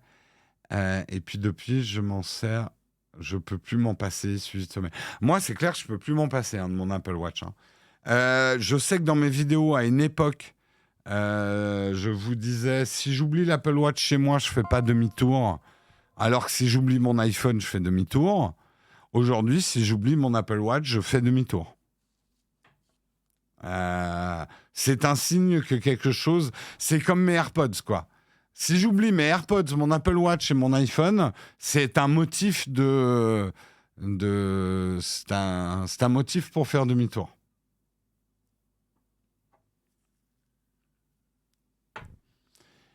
Mais vous faites quoi avec l'Apple Watch ? Je t'invite, on dort, à aller regarder les multiples vidéos qu'on a fait sur notre chaîne YouTube, à quoi ça sert. La dernière, elle a un titre un peu provoque, c'est l'Apple Watch, ça ne sert à rien.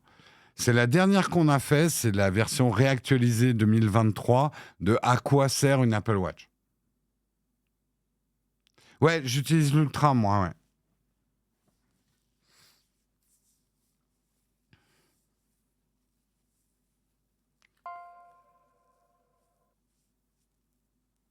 Merci beaucoup, Bœuf de Malac, pour ton 28e mois d'abonnement. C'est plus de l'amour, c'est de la rage.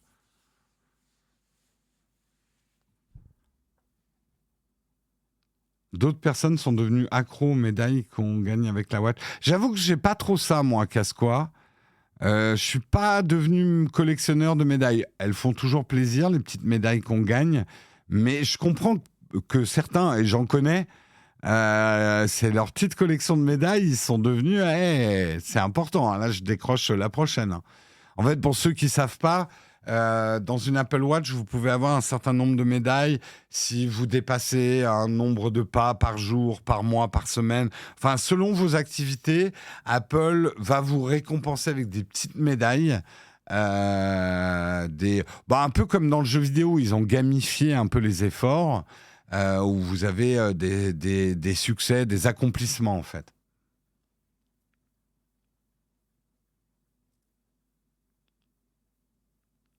Oui, comme toutes les montres connectées, tout à fait.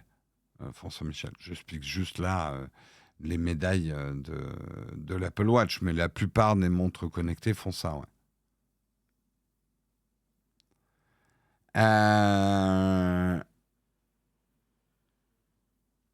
Un exemple tout bête, la lecture des billets de train. Ça évite de sortir l'iPhone ou le billet papier. Ah oui, oui, oui. Non, non, mais rien que les utilisations, le wallet sur... Enfin, bref. Allez voir la vidéo pour ceux qui se posent encore la question. Mais je rajoute quand même, parce que c'est indispensable et j'y tiens, même après avoir regardé la vidéo, même après que certains se disent « Ah, j'essaierais bien quand même une Apple Watch », je sais que certains d'entre vous, après avoir porté l'Apple Watch un certain temps, vont pas la trouver utile. Guillaume, par exemple, n'est pas un fan de l'Apple Watch. Et il ne la trouve pas vraiment utile et ses Apple Watch, il les a jamais portés bien longtemps. Et je peux tout à fait le comprendre. Donc, ce n'est pas un succès garanti, l'Apple Watch. Ça dépend de vous et de votre manière de vivre et de tout un tas de choses. Donc, elle va être super utile pour certains, inutile pour d'autres. C'est important de le comprendre, ça.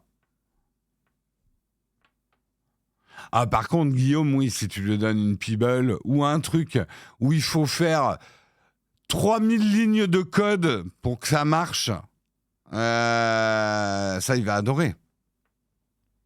En fait, Guillaume adore les trucs qui ne marchent pas.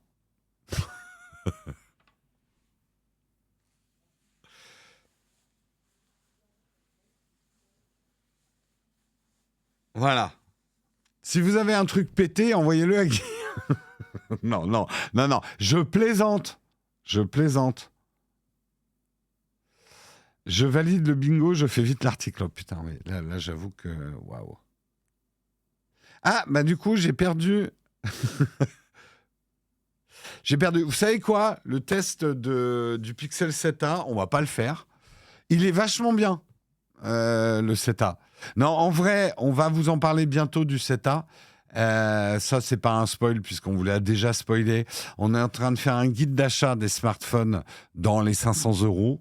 Le CETA fait partie de la sélection. Donc Guillaume vous dira. Moi, j'ai toujours aimé les Pixel A. On avait fait une très bonne vidéo, je trouve, sur sans se jeter des fleurs, sur le Pixel 3. Ça a toujours été une approche très intéressante de Google.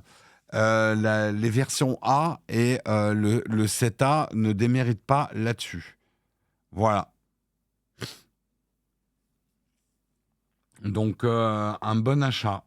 Un bon achat, c'est du beurre doux pour les Bretons, les pixels. Hein? Quoi? Ah, j'ai pas compris ton analogie. Ah, d'accord, tu trouves les photos un peu fades? Oh, je suis pas d'accord. Moi, les quelques essais de photos que j'ai fait hier au contraire, je dirais que parfois ça pousse un peu trop sur les contrastes, à mon goût. Mais justement, pour moi, il y a certaines photos du Pixel, j'ai un peu l'impression que tu m'as rajouté du paprika alors qu'il n'y en avait pas besoin.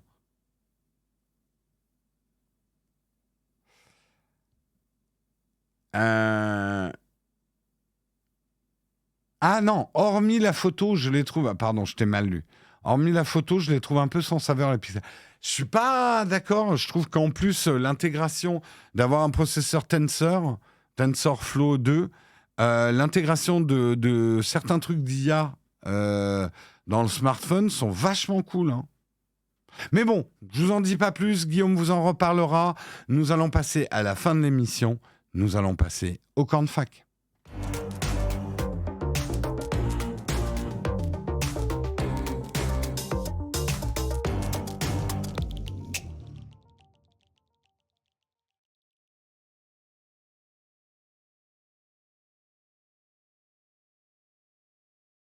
Et c'est les camps de fac, on va se quitter là-dessus. C'est le moment de poser vos questions.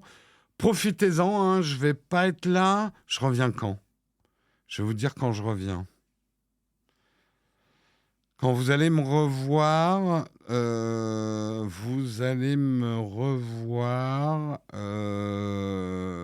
30 ou le 31 mai, pas avant. Ça dépend si c'est Marion qui fait le mug le 30 ou si c'est moi. Donc, ouais, on va pas se voir pendant un petit bout de temps, hein. Donc, si vous avez des questions, c'est aujourd'hui, hein.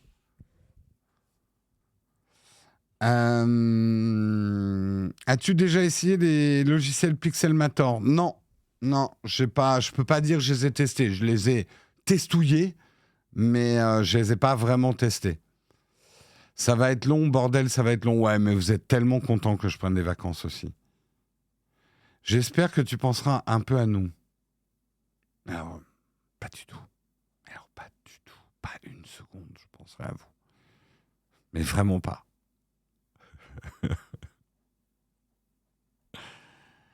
Je pars pas en Bretagne, hein. Je pars en... Alors si, à la fin du séjour, on va faire un crochet en Bretagne, mais on part en Écosse. Voilà. Tu vas faire le nouveau Zelda? Non, j'ai pas de console Nintendo, moi. Non, par contre, c'est chiant que ce week-end, il y ait la deuxième bêta de Diablo 4, hein. J'aurais bien fait la bêta, mais je pourrais pas. Mais non, Zelda, j'ai pas de Wii, j'ai pas de console Nintendo. Ouais, c'est la première fois que je vais en Écosse.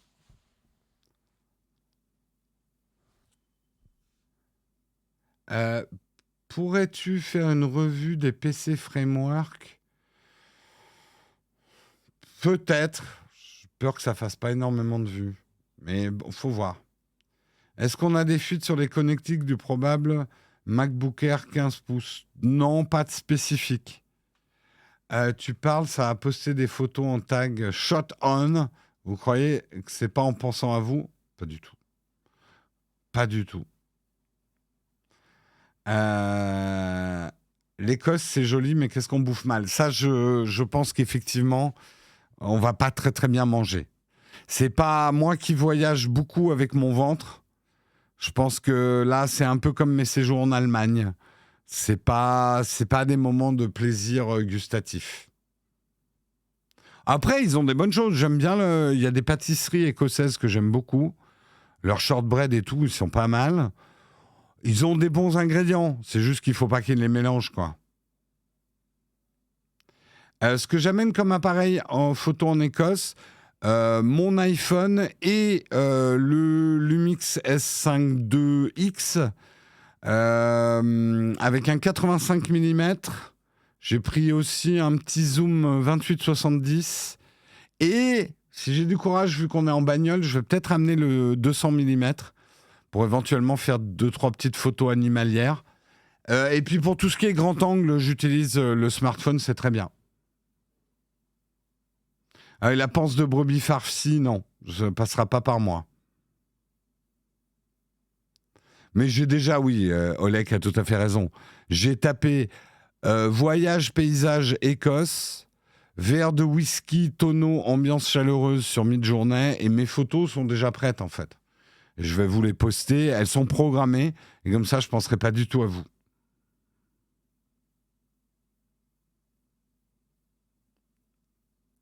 À la fin de crise des semi-conducteurs, on peut peut-être des changements éco. L'iPhone 16 et 17 seront excellents. On verra. On verra.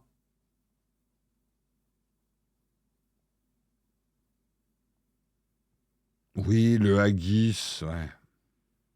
On verra, je goûterai peut-être par curiosité.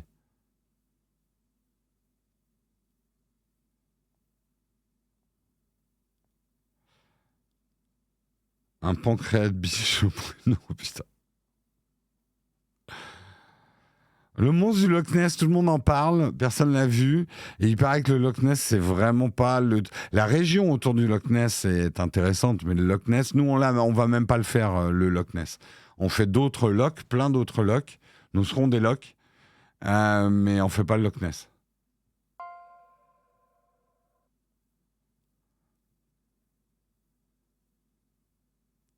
Il y a Balmoral en vente, ça vaut le coup d'œil. Résidence secondaire, d'accord. Pour le monstre, pour le voir, il faut y aller bourré. Ouais, Édimbourg, ça a l'air chouette. Je crois qu'on passe 3 jours à Édimbourg. J'ai pas tout le planning en tête, mais pourtant, je l'ai fait. Vous allez voir, il y a une vidéo. Alors, elle est en retard, parce que voilà, mais elle va arriver. Elle sortira probablement quand je serai plus là. Enfin, quand je serai en vacances. Je vous ai fait une vidéo sur Freeform. Et l'un des trucs que je fais sur Freeform, c'est l'organisation du voyage. Vous allez voir. Oui, on va à l'île de Skye, ouais.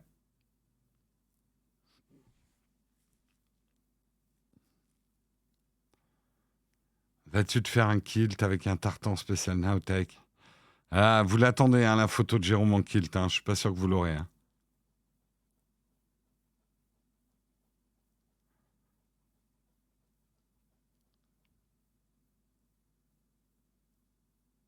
Oui, oui, on fait, je crois qu'on fait 2 ou 3 jours sur l'île de Skye ou un truc comme ça. Bien sûr, je vais dire bonjour à Connor McLuhan, juste avant de lui couper la tête. Hey! Check! Chink! C'est comme ça qu'on se dit bonjour entre immortels. J'ai jamais compris à quoi sert Freeform. Eh ben, tu vas tout comprendre. Tu vas tout comprendre bientôt dans la vidéo. C'est génial, Freeform. Incroyable. Vacances en mai, du coup, le mug en août. Non, l'arrêt du mug en juillet-août, c'est pas pour des raisons de vacances. Comme je vous dis, on ne sera pas forcément en vacances en juillet-en-août. C'est une émission qui a besoin d'être régénérée chaque année. On a des choses à faire dessus. Et on va pas se le cacher, juillet-août, vous êtes quand même beaucoup moins à la regarder. Les articles, alors il y a quand même de la news tech hein, en été, on la traitera peut-être d'une autre manière. Mais nous, il est important que l'émission, comme des émissions télé, et une pause chaque année. Et c'est important pour qu'elle se régénère. C'est quand même un travail laborieux de faire une émission tous les jours de la semaine, un live tous les jours de la semaine. Il est important qu'on ait une plage où on laisse reposer l'émission, en fait.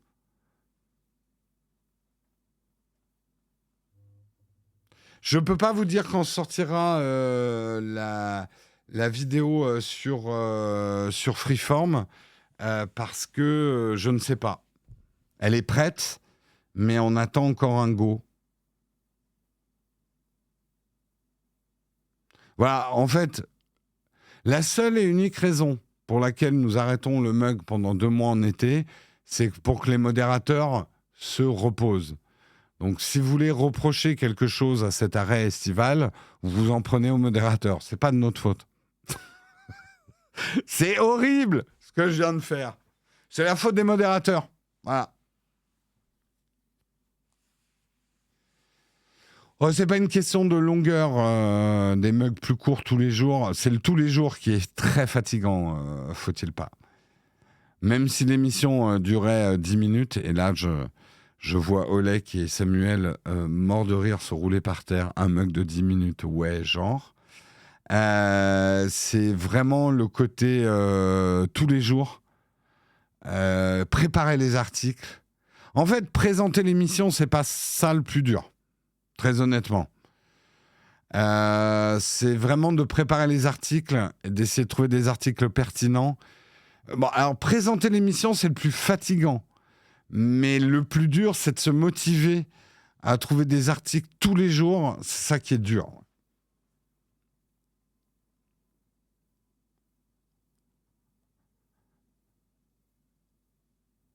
Sérieux, honteux les modos. Bouh, les modos. Pourquoi pas un peu de rediff? Bon, elles sont dispo, nos rediffs, des mugs. On va... Là, je parle de Twitch. On va pas publier des rediffs sur Twitch. Ça me paraît bizarre. Mais... Puis, c'est quand même une émission d'actualité. Ce serait un peu bizarre de mettre de l'actualité périmée.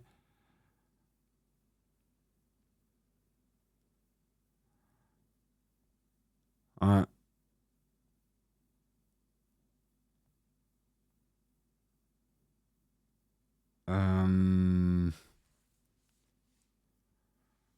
J'ai raté des questions. Attends, je remonte. Quelqu'un me posait une question. Son OnePlus 6T commence à faire des siennes. Il y a quoi comme modèle actuel équivalent?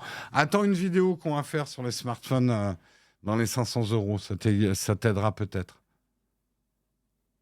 Merci Gyu Suji pour ton Prime. Merci El Mexicano 6 pour ton 15e mois d'abonnement. Merci à vous les contributeurs. Merci, merci.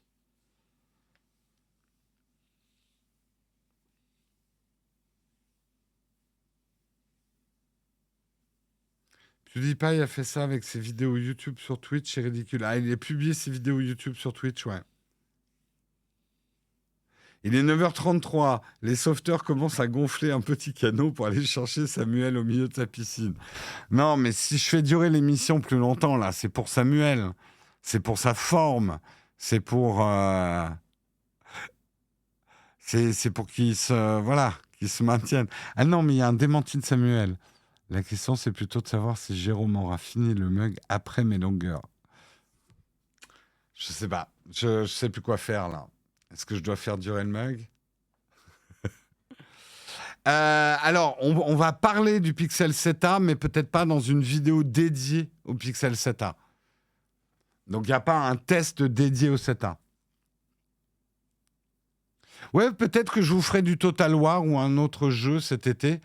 Des jeux, justement, où il y a des longues campagnes, comme Total War, ça peut être cool. C'était cool, là, le week-end dernier. On a fait 2 jours de Total War. Une campagne avec les elfes sylvains. C'était chouette. C'était chouette, c'était chouette. Je sais qu'avec Marion, nous, on s'est mis à War Tales aussi. Je pense que ça pourrait être assez cool à streamer, War Tales. Faut voir, faut voir.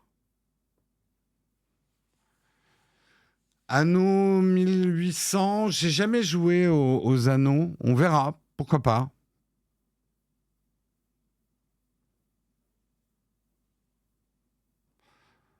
C'est comme la salle de sport, on repousse les limites, c'est pour ça que les lives sont plus longs. Non, la vraie difficulté, et on va le dire, un grand merci à nos modérateurs et à leur patience. Guillaume et moi avons beaucoup de mal, et moi, peut-être le pire, avons beaucoup de mal à s'arrêter de parler et à tenir des horaires. Normalement, le mug, ça doit être 1h30. Ça fait bien longtemps que j'ai pas fait un mug d'1h30. Voilà. Ouais, non, mais ça me donne envie d'essayer, hein, Anno.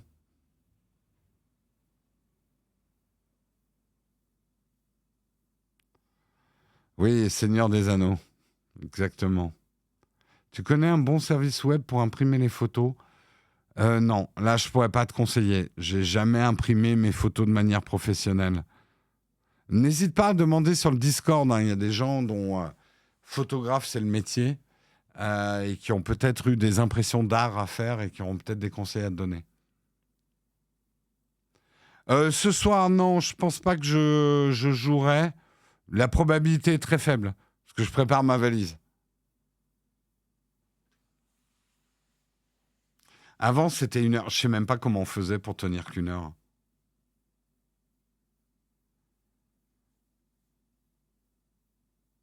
Attends, Pathman, qui disait quoi? Pourquoi vous forcez à cut quand c'est intéressant? Parce qu'on a tout le travail, on a toute la journée de travail derrière. Et moi, dans l'absolu, je pourrais faire des lives jusqu'à midi, hein, sans problème. Mais on a quand même tout le travail de la chaîne YouTube, qui est immense. Si on commence à travailler à midi, donc en fait, le mug, c'est très important qu'on ne dépasse pas 3 heures de travail par jour entre la préparation, la préparation des articles, la présentation et la publication. Je tiens absolument à ce qu'on ne dépasse pas 3 heures de boulot, sinon ça perturberait le reste du travail de la chaîne, en fait. Donc, c'est ça. On ne pourrait pas faire ce live tous les jours. En fait, si on était comme d'autres streamers qui ne font que du stream, je peux vous dire que le mug, il durerait jusqu'à midi et j'enchaînerais sur du jeu vidéo. Hein. Il n'y aurait pas de problème. Mais nous, c'est pas notre activité principale, le stream. Et on en fait quand même un tous les jours de la semaine. Donc, c'est du boulot. Tu aurais un jeu à conseiller pour jouer en deux avec madame, chacun son ordi? Alors, si t'aimes les jeux de rôle, nous on adore les jeux de rôle et les combats tour par tour. C'est très bien à jouer ça en couple. Et je ne peux que te recommander Divinity, le dernier Divinity. En attendant Baldur's Gate, le dernier Divinity est excellent comme jeu de couple, moi je trouve. Ah oui, notre activité principale, oui, c'est la chaîne YouTube, hein, de loin, ouais. Surtout en termes de revenus aussi, oui. Oui, oui. C'est pour ça qu'on ne se considère pas, nous, comme streamer pro. On ne joue pas dans la même cour qu'un Samuel Etienne, ou qui, eux, vont faire que du stream. Nous, notre activité principale et ce qui nous prend le plus de temps dans nos journées de travail, c'est la chaîne YouTube, clairement, ouais. Ouais, Diablo, ça peut être cool en couple aussi, ouais. Mais je sais que par exemple, Marion, elle préfère nettement le rythme des jeux tour par tour, qui nous permet en plus de faire des pauses, de nous arrêter quand on veut. Nous, on préfère ça. Et moi, j'ai toujours été un grand amateur des jeux tour par tour. J'aime beaucoup le côté stratégique du tour par tour. Et c'est très agréable en coop. Et justement, là, en ce moment, on joue à War Tales et il est vraiment bien pour ça. Vraiment, vraiment bien. En plus, les combats tour par tour dans War Tales, je trouve ça, ils sont extrêmement bien foutus. Extrêmement bien foutus. Allez, sur ce. Ouais, It Takes Two, mais on est plus là dans du jeu d'action console. Nous, c'est moins notre truc. Mais oui, It Takes Two est très bon comme jeu de couple, là aussi. Hein. Merci Matson WT pour ton sub, un grand merci, grand merci. Je vous salue bien bas. Je vous retrouve donc le 30 ou le 31 mai. Lundi, vous retrouverez Guillaume pour le mug. Si je ne me trompe pas, c'est pas férié ce lundi. OK. Vous retrouverez Guillaume pour le mug. Je sais que là, les vidéos ont un petit peu de retard sur la chaîne, mais ça va arriver en rafale. Je sais qu'il y en a 2 dans le pipe, mais qu'on ne peut pas encore sortir parce qu'on attend une validation. Donc, pensez régulièrement à consulter vos abonnements sur YouTube parce que vous savez que vous n'aurez pas de notifications quand les vidéos vont sortir. Hein, c'est finito, ça, l'histoire des notifications de YouTube. Donc, pour nous soutenir, n'oubliez pas de temps en temps d'aller consulter notre chaîne YouTube pour voir si des nouvelles vidéos sont sorties et voir si elles vous intéressent. Sur ce, je vous souhaite une excellente journée. On va bien sûr faire un petit raid. Qui est-ce qu'on pourrait raider? Il y a Atomium qui est sur Zelda, bien évidemment. Tout le monde va être sur Zelda aujourd'hui. Hein. Ah non. Attendez, je regarde juste un petit peu, peut-être des personnes plus modestes en termes de... Alors, qui est up?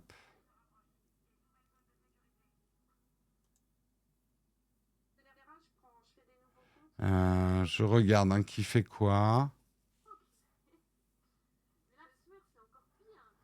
Je regarde qui fait quoi.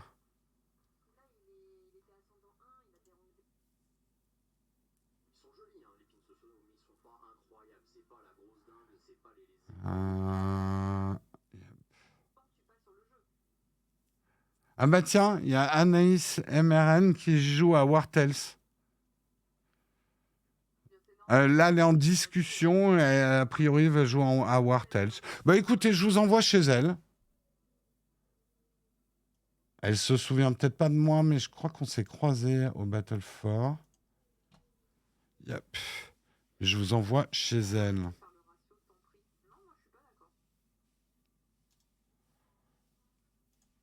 Hop, c'est parti. Je vous souhaite une excellente journée. Yep. Ciao tout le monde.